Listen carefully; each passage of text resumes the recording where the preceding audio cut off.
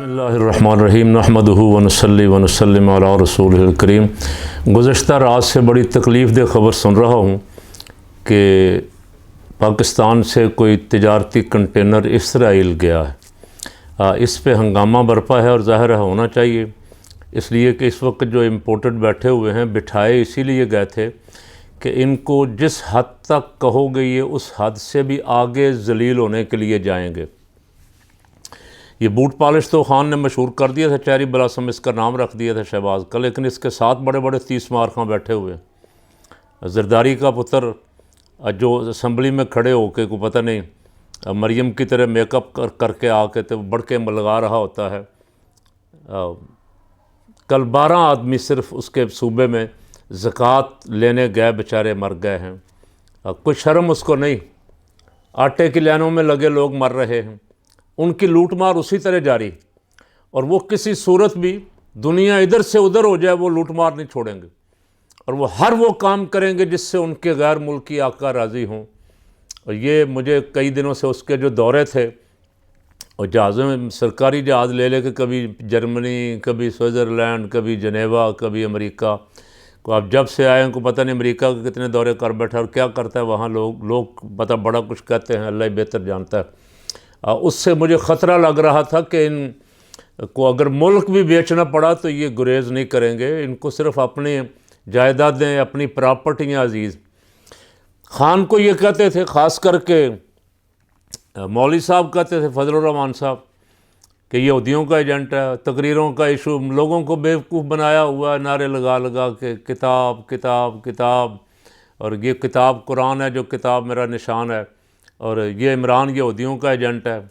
ابھی تک ساری قوم مطالبہ کر رہی، میں نے دیکھا کہ ہر یوٹیوب پہ، فیس بک پہ، ٹویٹر پہ، ہر جگہ لوگ پوچھ رہے ہیں مولانا صاحب کہاں ہیں۔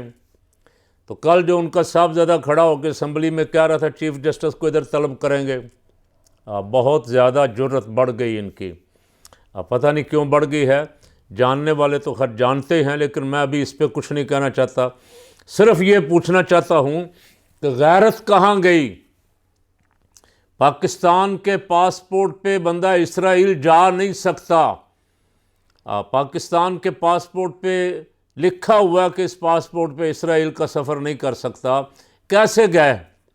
ان کو پاسپورٹ کس نے جاری کیے ہیں؟ کس کی اجازت سے گئے ہیں؟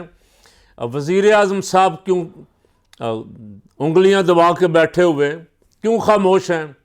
جو روز آئین کا بھاشن کھڑے ہو کے آئین توڑ کے آئین کا بھاشن دے رہے ہیں قوم کو، آئین کا ستیہ ناش کر کے روز کہہ رہے ہیں کہ ہم یہ کر رہے ہیں، وہ کر رہے ہیں، ہم بہتری کے لیے کر رہے ہیں۔ اسرائیل کے مسئلے پہ عمران خان کا موقف بھی دو ٹوک، اور ابھی تک وہ اس موقف پہ کھڑا ہوا ہے، اور اس موقف سے اب وہ کہتا ہے میرا موقف وہی ہے جو قائد اعظم رحمۃ اللہ علیہ کا موقف تھا۔ قائد اعظم رحمۃ اللہ علیہ نے فرمایا تھا کہ جب تک اسرائیل فلسطینیوں کو آزاد ریاست کا حق نہیں دیتا اس وقت تک ہم اسرائیل کو کسی صورت تسلیم نہیں کر سکتے، اور آج تک ساری حکومتوں نے، ساری جماعتوں نے اس پہ پہرا دیا تھا۔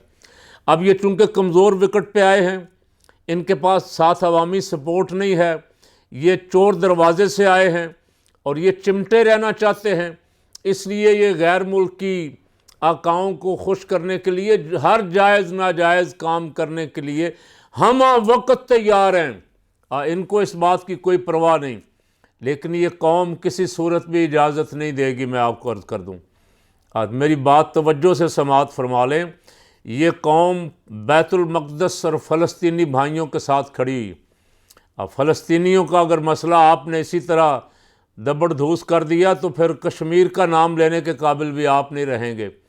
شرم آنی چاہیے، الزام تو آپ اس پہ لگاتے تھے اسمبلی میں کھڑے ہو کے، کشمیر کا سودا کر دیا، فلسطین کا کر دیا، اب بیچ آپ خود رہے ہو اور تمہاری چوری پکڑی گئی۔ اب یہ چوری چھپائے چھپ نہیں رہی، کدھر جاؤ گے؟ قوم جواب مانگ رہی ہے۔ تم قوم کو آٹے کی لائنوں میں الجھا کے کہ یہ آٹے کے چکر میں پڑے رہیں، یہ مریں، یہ کھپیں۔ اس نے بڑا سخاوت کا اعلان کیا، بلاول کے بچے نے، جو اپنے اب تک تقریباً ارب سے 1.5 ارب سے زیادہ اپنے دوروں پہ خرچ کر چکا ہے، جو آٹے کی لائن میں لگے ہوئے مر جائیں ان کو 5 لاکھ روپیہ دیا جائے گا. انسانی قیمت کی جان 5 لاکھ روپیہ اس کے نزدیک. اپنے میک اپ پہ بھی 5 لاکھ سے زیادہ خرچ ہے، اور عام غریب آدمی کی جان کی قیمت اب 5 لاکھ روپے دے رہے ہیں. پنجاب والوں نے 10 لاکھ کا اعلان کیا.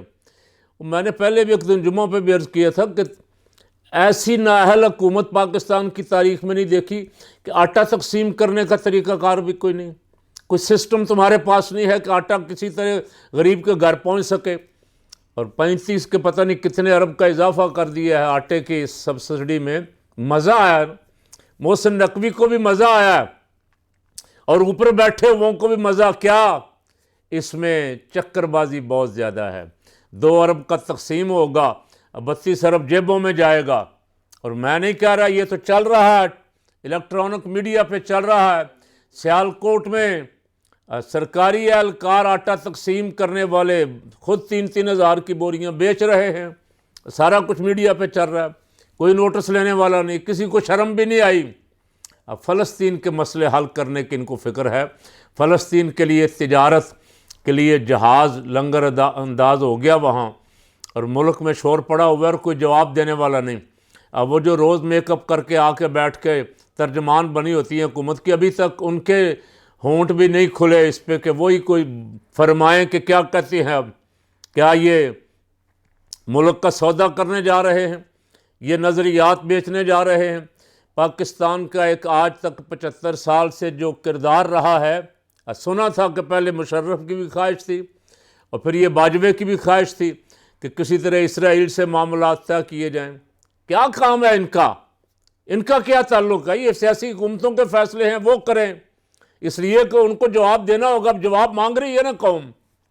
اب جب یہ آئیں گے عوام کے پاس، عوام ان سے سوال کرے گی، یہ کس منہ سے آئیں گے؟ اسی لیے یہ الیکشن سے ڈر رہے ہیں. یہ الیکشن کی طرف آنا ہی نہیں چاہتے. یہ چاہتے ہیں ملک کو جو ہوتا ہے ہو جائے، ہم قابض رہیں، اقتدار ہمارے پاس رہے، اور ہم جتنے اس طرح کے غیروں کے مفاد کے مسائل ہیں ان کو حل کر کے ان کی جھولی میں ڈال کے ان سے کہیں لو صاحب ہم سے اچھا وفادار اور ہم سے بہتر غلام آپ کو کہاں ملے گا.